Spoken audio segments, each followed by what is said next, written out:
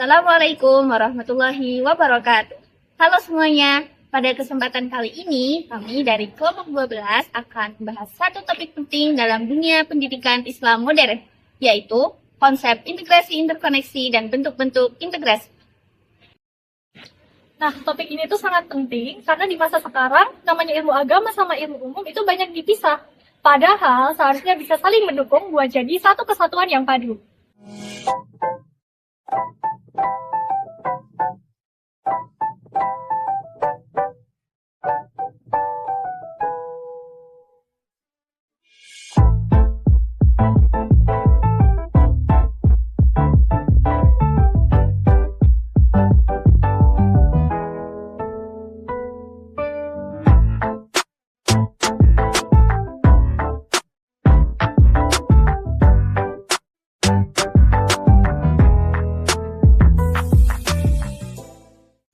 Selama ini, banyak orang yang memandang ilmu agama dan ilmu umum sebagai dua hal yang terpisah. Padahal keduanya bisa saling melengkapi, bahkan saling menguatkan.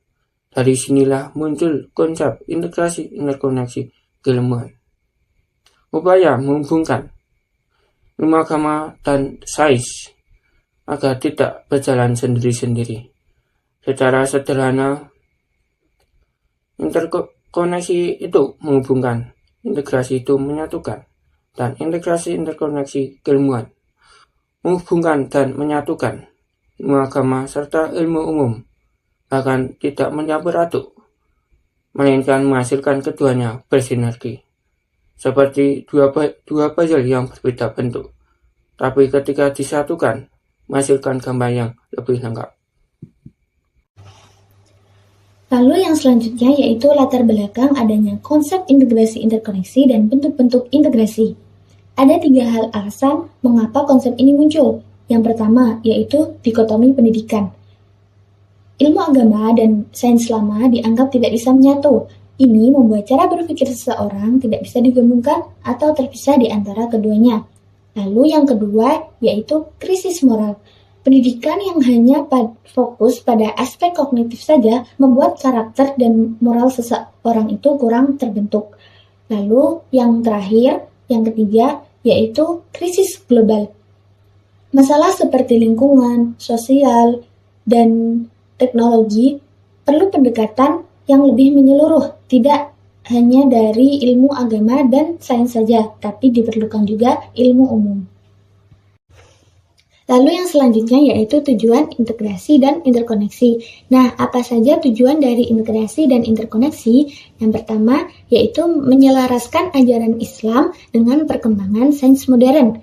Lalu yang kedua yaitu membentuk cara berpikir baru yang lebih luas dan terbuka. Lalu yang ketiga yaitu membuat disiplin ilmu tidak eksklusif tetapi saling mendukung. Lalu yang keempat, yang terakhir adalah menghasilkan pemahaman komprehensif untuk menghadapi tantangan zaman. Jadi intinya, tujuan dari integrasi dan interkoneksi itu membuat kita agar lebih siap untuk menghadapi dunia modern seperti sekarang ini dengan bekal ilmu agama sekaligus ilmu pengetahuan umum. Kemudian ada bentuk-bentuk integrasi. Jadi, integrasi interkoneksi ini terbagi menjadi 3 bentuk utama. Yang pertama, integrasi multidisipliner. Integrasi ini melibatkan banyak disiplin ilmu yang bekerja secara sendiri-sendiri. Kemudian, hasilnya digabungkan menjadi satu. Contohnya saja pembangunan jembatan, di mana harus ada ahli tanah, arsitek, dan insinyur. Kemudian yang kedua ada integrasi interdisipliner. Integrasi ini di antara ilmu sains itu saling bertukar metode dan konsep untuk menciptakan pemahaman yang baru. Contohnya saja, kerja kelompok membuat makalah yang memerlukan ide dari setiap orang yang akhirnya menjadi satu tulisan. Dan yang terakhir, ada integrasi transdisipliner. Bukan hanya akademisi, akan tetapi masyarakat dan praktisi juga dilibatkan untuk menyelesaikan masalah nyata. Contohnya, penelitian tentang perubahan iklim yang harus melibatkan ilmuwan, pemerintah, dan masyarakat lokal. Lalu, bagaimana implementasinya dalam kehidupan? Jadi, konsep ini tidak hanya sebatas teori, akan tetapi banyak contoh dalam penerapan nyatanya. Misalnya yang pertama, ekonomi syariah, menggabungkan antara teori ekonomi modern dengan hukum Islam, seperti bank syariah. Lalu yang kedua, ada astronomi Islam, atau ilmu falak, menggunakan matematika dan astronomi untuk menentukan arah kiblat, waktu sholat, dan awal bulan Ramadan. Lalu yang ketiga ada ilmu mantik atau ilmu logika. Dulunya berasal dari filsafat Yunani, kemudian dimanfaatkan oleh para ulama untuk memahami Al-Quran dan hadis secara lebih sistematis. Kemudian yang terakhir ada teknologi dakwah. Pemanfaatan IT untuk penyebaran dakwah, misalnya aplikasi zakat atau platform dakwah digital. Dari penjelasan yang telah kita paparkan tadi, tentu saja ada banyak sekali tantangan yang kita harus hadapi untuk mengoptimalkan integrasi interkoneksi. Di antaranya adalah masih banyak yang mengira bahwasanya ilmu agama dan ilmu sains itu terpisah atau tidak berkaitan satu sama yang lain. Padahal di dalam Al-Quran sendiri banyak sekali ayat yang mengandung atau menerangkan tentang sains.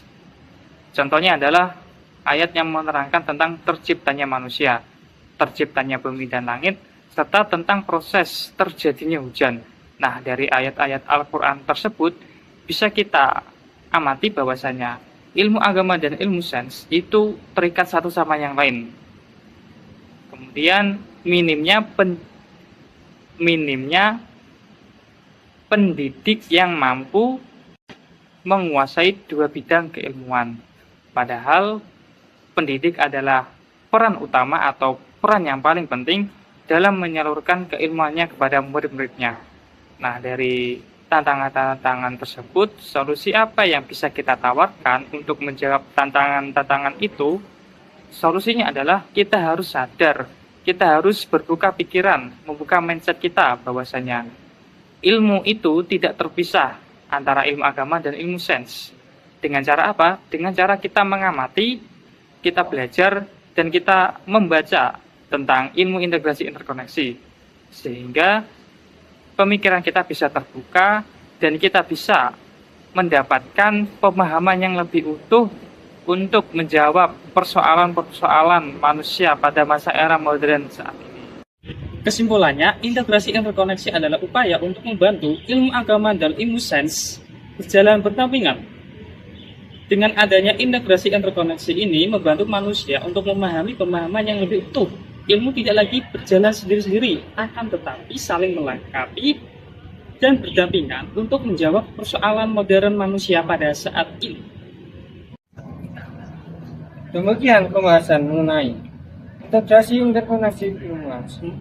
Semoga penjelasan ini membantu memahami bahwa ilmu agama dan ilmu pengetahuan sebenarnya dapat berjalan bersama untuk membentuk cara berpikir yang luas dan